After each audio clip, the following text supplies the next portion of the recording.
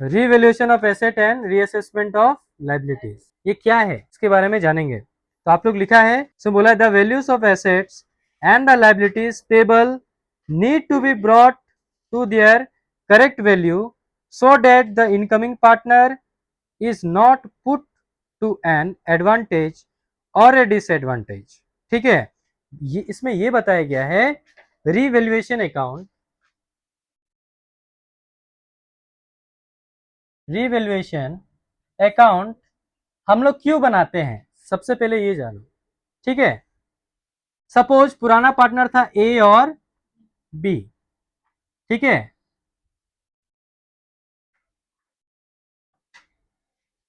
A B यानी कि Apple और बनाना। ठीक है, ये दोनों नया पार्टनर था और third partner, new partner in लोग एडमिशन ले रहा है, कौन? मैंगो। कौन आ रहा है? मैंगो। पुराना पार्टनर कौन कौन था? Apple and banana. New partner कौन आ रहा है? मैंगो। ठीक है, ओके। तो अभी ध्यान से सुनना, जब इन लोग एडमिशन के टाइम से पहले एक एसेट था प्लांट। क्या था? प्लांट एक एसेट है, उसका वैल्यू था 1 लाख रुपीज एकदम स्टार्टिंग में। कब था?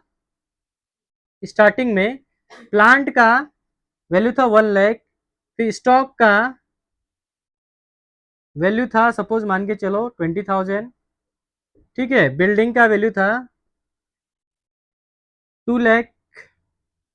ठीक है, उसके बाद और बताओ कोई भी एसेट्स। तुम्हारा लैंड हो गया, लैंड था 10 लाख का, और फर्नीचर था तुम्हारा 50,000 का। ठीक है, ये तुम्हारा कब था? एकदम स्टार्टिंग, जब बिजनेस खोलने का टाइम में ये सारा इसका वैल्यूएशन था। ठीक है, इन लोग कितना साल इसके बाद इन लोग बिजनेस किया? 4 इयर्स। कितना? फॉर एग्जाम्पल, सारा एग्जाम्पल में ले रहा है। ठीक है, इन लोग 4 साल का बिजनेस किया। 4 साल के बाद एक नया पार्टनर को एडमिशन करने लगा जिसका नाम था मैंगो। क्लियर है यहाँ तक? हाँ, जैसे मैंगो को एडमिशन किया उसका टाइम में प्रेजेंट वैल्यू कितना हुआ एसेट का?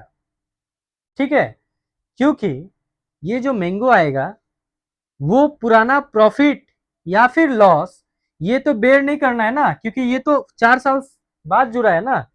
अगर ड्यूरिंग 4 इयर्स, सपोज प्लांट का दाम, प्लांट हो गया तुम्हारा 1 लाख से 1,10,000 फॉर एग्जाम्पल। ठीक है, जैसे तो घटता है, डेप्रिसिएट होता है ना, एग्जाम्पल में बोल रहा है। स्टॉक हो गया मान के चलो 10,000। ठीक है, उसके बाद बिल्डिंग हो गया सपोज 1,80,000, चलो हाई दिन का मान लिया। लैंड हो गया 12 लाख। कितना हो गया? लैंड का दाम तो बढ़ता है ना। फर्नीचर, सपोज फर्नीचर हो गया 60,000। कितना हो गया? 60,000। ठीक है, ये कब का वैल्यू है? जब मैंगो का एडमिशन हो रहा था। क्या हो रहा था? एडमिशन हो रहा था। समझ में आया? जब मैंगो का एडमिशन हो रहा था तो उसका वैल्यू इतना हो गया। ठीक है, जब एडमिशन हो रहा था तब हम लोग का प्रेजेंट वैल्यू, रीवैल्यूएशन अकाउंट में क्या आता है? रीवैल्यूएशन अकाउंट में क्या आता है?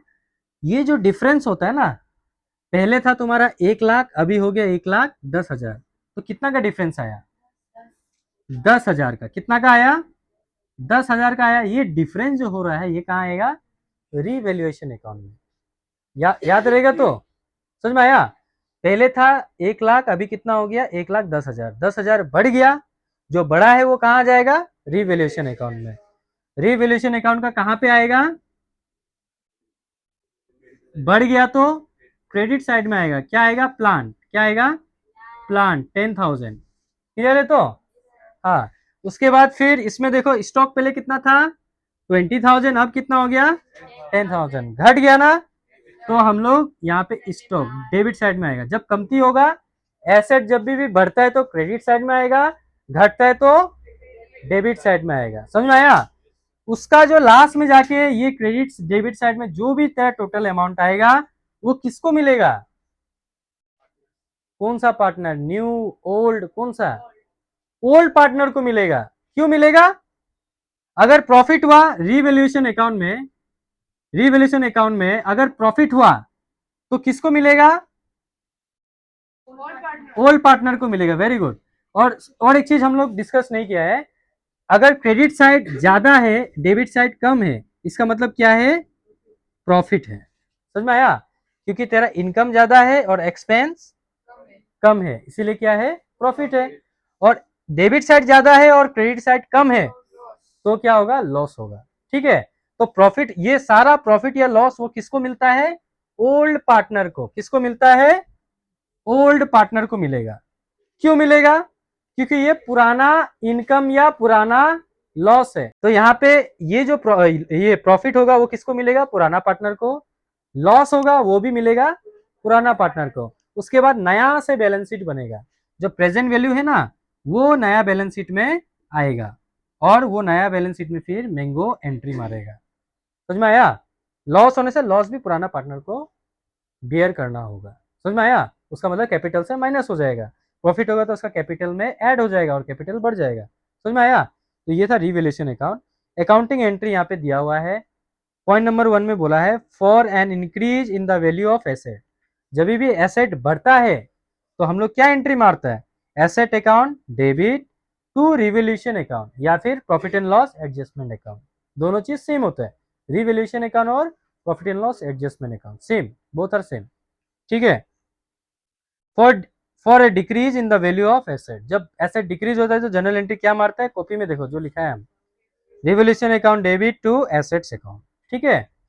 फिर उसके बाद for an increase in the value of in the amount of liabilities, liabilities जब बढ़ता है, लाइबिलिटीज का क्या वैल्यू होता है? डेबिट वैल्यू ना credit value? Balance. Debit balance ना क्रेडिट बैलेंस? Credit balance. इसलिए जब बढ़ेगा तो क्या करेगा? क्रेडिट, घटेगा तो डेबिट। ये एंट्री उसी से रिलेटेड है। समझ में आया? उसके बाद नेक्स्ट आ जाओ, नेक्स्ट में क्या लिखाया था? For accounting unrecorded asset. ठीक है, जो एसेट सपोज ऐसा होता है कि ये पुराना बैलेंस शीट का ये डाटा था, ये हम लोग का एट प्रेजेंट जो भी वैल्यू बना है उसका है। पुराना बैलेंस का डाटा में ऐसा कुछ एसेट्स या लाइबिलिटीज हो सकता है जो हम लोग लिखना भूल गया हो। समझ में आया? उसी को बोलता है अनरिकॉर्डेड एसेट्स या फिर अनरिकॉर्डेड लाइबिलिटीज। समझ में आया? जो कि हम लोग पुराना बैलेंस शीट या फिर पुराना एसेट साइड में या बैलेंस शीट का एसेट या लाइबिलिटी साइड में लिखना भूल गया, उसी को बोलता है अनरिकॉर्डेड एसेट या लाइबिलिटी।